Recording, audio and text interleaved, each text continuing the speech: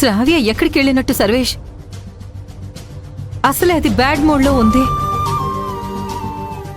అదే అర్థం కాక నేను కూడా టెన్షన్ పడుతున్నా శ్యామ. డాడీ, అక్కేమో కోపంగా వెళ్ళింది. నేను తోడుగా వస్తానంటే వద్దంది. ఇప్పుడేమో ఫోన్ చేస్తుంటే తీయట్లేదు. నాకెందుకో టెన్షన్గా ఉంది డాడీ.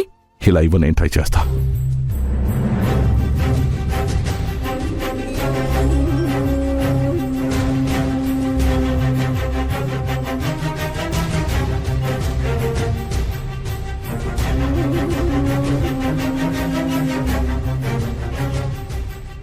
శ్రావ్య ఫోన్ లిఫ్ట్ చేయట్లేదు.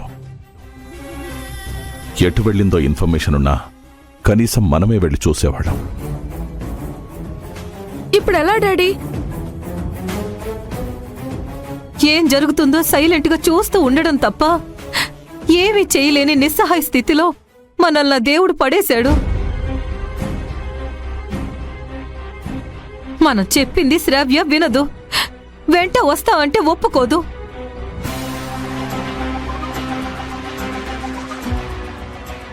పెళ్లి చేసుకుని అత్తారింట్లో అడుగు పెట్టాల్సిన ఆడపిల్ల ఇలా పిచ్చి పట్టిందల్లా ప్రవర్తిస్తుంటే నా బిడ్డ జీవితం ఏమవుతుందోనని భయపడుతూ మౌనంగా ఉండడం తప్ప ఏమీ చేయలేకపోతున్నాను. నా కూతురికి ఏం కాకూడదు సర్వేష్. భయపడకు శ్యామా. ఈ సమయంలో మన ధైర్యంగా ఉంటే శ్రావ్య మామూలు మనిషి అయ్యేదాకా ఓదార్పు మాటలు చెప్తూ మెల్లగా మామూలు మనిషిని చేయాలి. శ్రావ్య మొండి పట్టుదల గల అమ్మాయి అని నీకు తెలియంది కాదు. తను కోరుకున్నట్టుగా తనతో జీవితాన్ని పంచుకోవలసిన వాడు వేరే ఆడపిల్లకి తోడుగా వెళ్ళాడన్న ఫ్రస్ట్రేషన్లో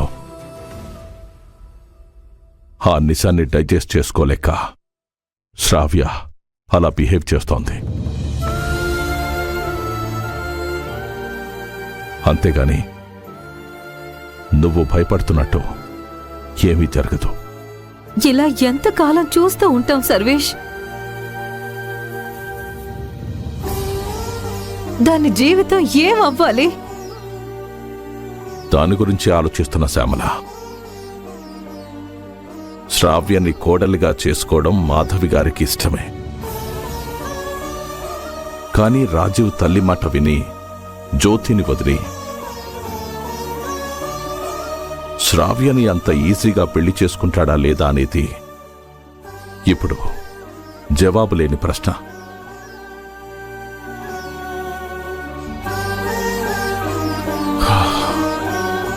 విధి శ్రావ్య జీవితాన్ని ఎటువైపు తీసుకువెళ్తుందో చూద్దాం.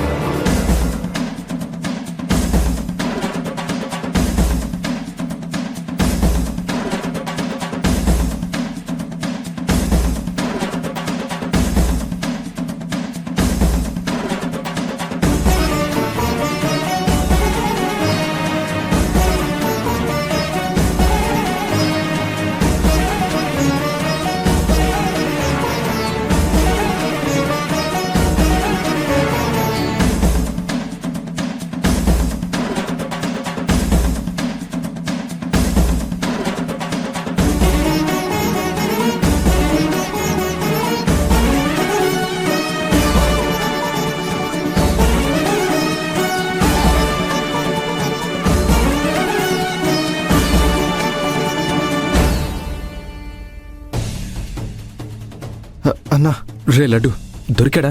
లేదన్నా. ఈ చరణ్ గాడు దొరికితే తప్ప నా ప్రాబ్లంకి సొల్యూషన్ దొరకదురా. కానీ వాడు ఎక్కడున్నాడో తెలియట్లేదు. ఎవరిని అడిగినా తెలీదనే చెప్తున్నారు. అసలు వాడు ఇండియాలోనే ఉన్నాడా లేదంటే దుబాయ్కి పారిపోయాడా? అన్నా, ఆ చరణ్ గాడు దొరుకుతాడో లేదో తర్వాత సంగతి. ఒకవేళ వాడు దొరికి నిజం ఒప్పుకున్నా నువ్వు చెప్పింది నిజమని అమ్మ వాళ్ళు నమ్ముతారు తప్ప జ్యోతిని కోడలుగా ఒప్పుకోరన్నా. శ్రావ్యని ఇంటి కోడలుగా తీసుకురాకపోతే అసలు ఊరుకోరన్నా. ఎలాగన్నా ఇప్పుడు?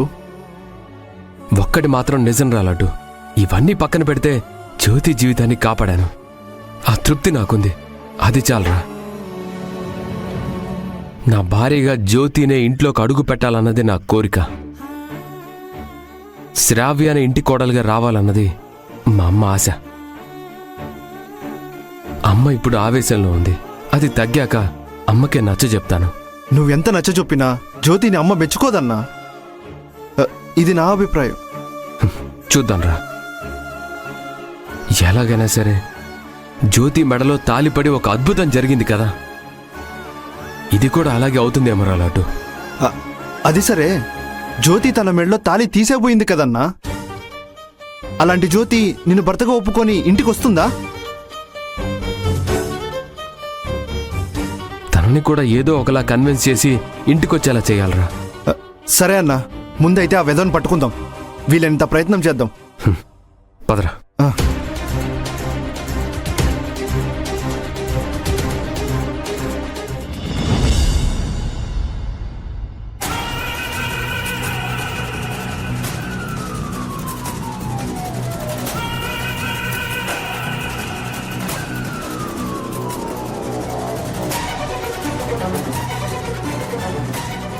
నేను కట్టిన తాళి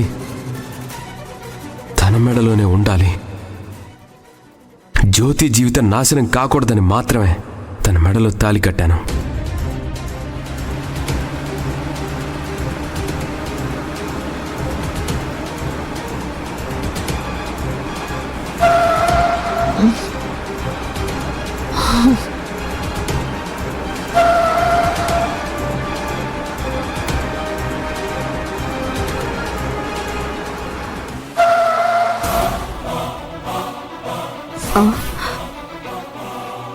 అయ్యో, చూద్దాం. అమ్మా అమ్మా అమ్మా అమ్మా అమ్మా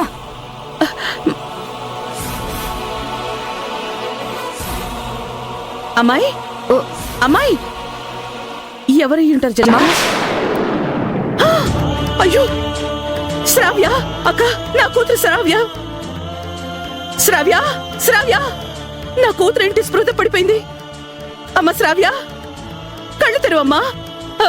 శ్రావ్య, శ్రావ్య, అయ్యో శ్రావ్య అక్క, సాయం పట్టు.